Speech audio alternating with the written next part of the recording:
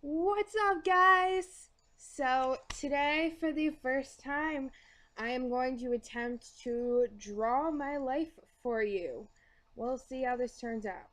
Well, already turned out bad. Look at that F. It's kind of horrible. So, basically, my whole story started April 17th, 1996, when I was born in a hospital by the name of Yale, and I had a sickness called whooping cough that actually almost cost me my life. When I was 3 years old, my little sister Gianna was born, and let me tell you something. She was a fat baby. I'm not going to lie. Yeah, that's my horrible hospital symbol right there. Yeah. So she came in weighing at 10 pounds, and she had to be sucked out with a vacuum, so she had a little bump on her head. So, yeah, let's make fun of that. And then, sorry about the fireworks, it's 4th of July. When I was 5 years old, my other sister was born, and I remember I was at my grandma's house because my mom dropped me off there before going to the hospital. And I remember my grandma coming upstairs to me at 12 at night, 12 midnight, and waking me up and telling me, "Mom's having another baby." And I'm like, "What? Another one? Really?" So, yeah, my mom like basically left me with my grandma like all night. And yeah, I was pretty shocked about that because I was like, dude, you gave me one sister. Do I need another one? Is this real?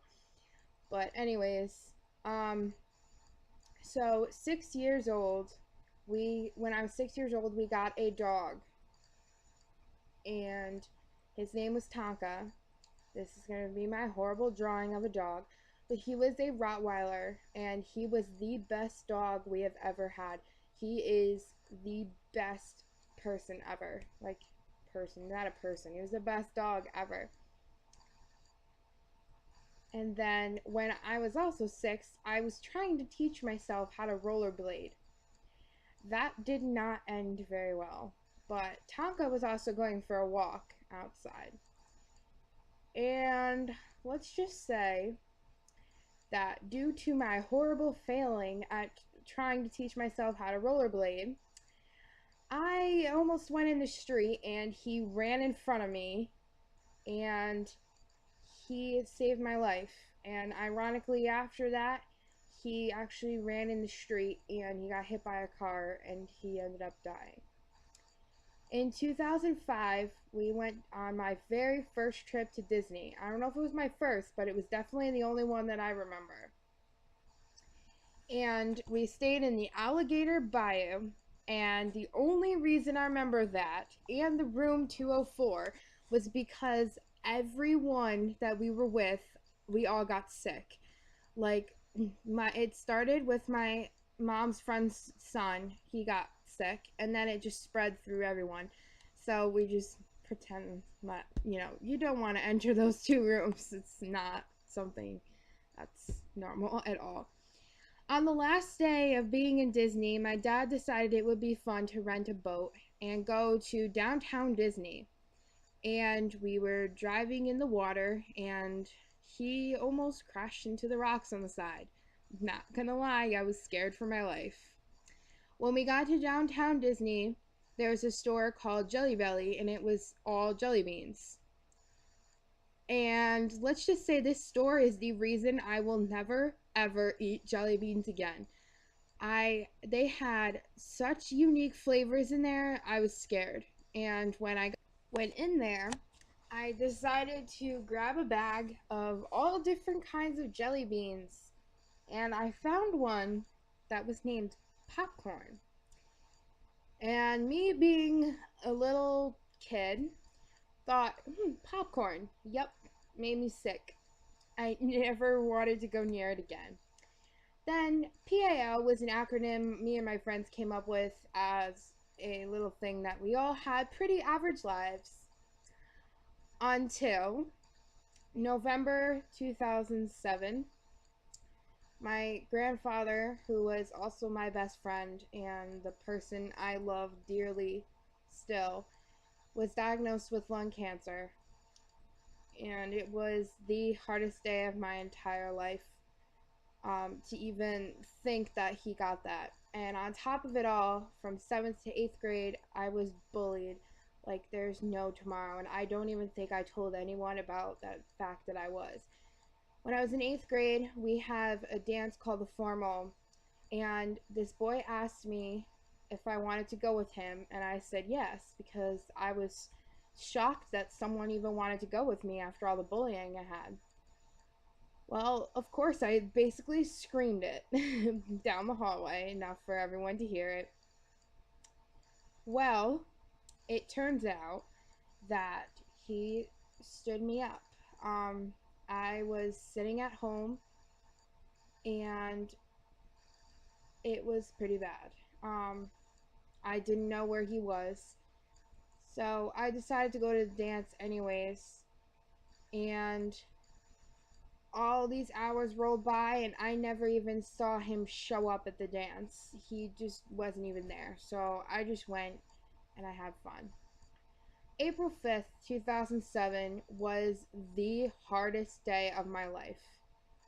My grandfather passed away from lung cancer. I'm like about to cry even talking about it. The cancer took my grandfather, took my best friend. He was the best person ever. I loved him dearly and I still do. I became diagnosed with anxiety, depression, and I had a lot of anger built up from losing him. And through this, I ended up discovering this channel or this website called YouTube. And I began to watch it more regularly than normal. That is my horrible drawing of a computer, if you couldn't tell. And it was very helpful actually to listen to these people. And then in 2011, on February 11th, my little sister was diagnosed with cancer. And she had ALL leukemia, and I honestly didn't know she was going to make it because, I mean, cancer took my grandfather before. Why not take her now? Well, because of all this and these thoughts, I fell back into my depression and my anxiety. I had anger, and then I had rage towards people. I had hatred towards myself and other people. I took all my anger out on other people.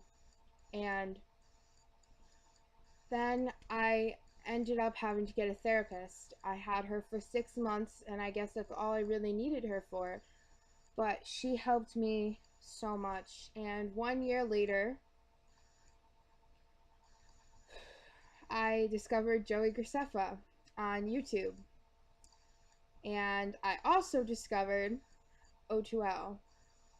And I just want to give a big thank you so much to Connor Franta, Ricky Dillon, Sam Podorf, JC Kalen, Trevor Moran, Ricardo Ordieres, Kian Lawley, and Joey Graceffa, because you guys helped me so much get through my depression, and I can't even tell you how much. I I I can't even put it in words. All my depression, my anxiety, my anger, it completely disappeared when I watched your videos. It was a place for me to go and hide. In 2012, Make-A-Wish sent us to Florida, and Make-A-Wish is a company that puts cancer kids and lets them go to wherever they want to. So we went to Disney and we stayed in Give Kids the World Village. It was pretty fun.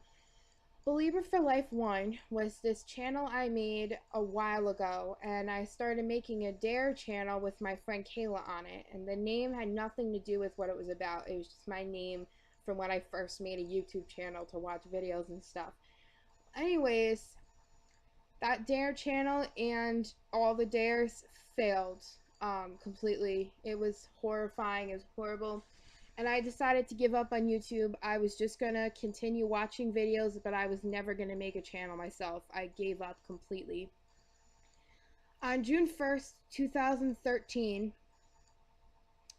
I had my SATs, And I also had a 1:30 train to New York City that I didn't know if I was actually going to be able to make it.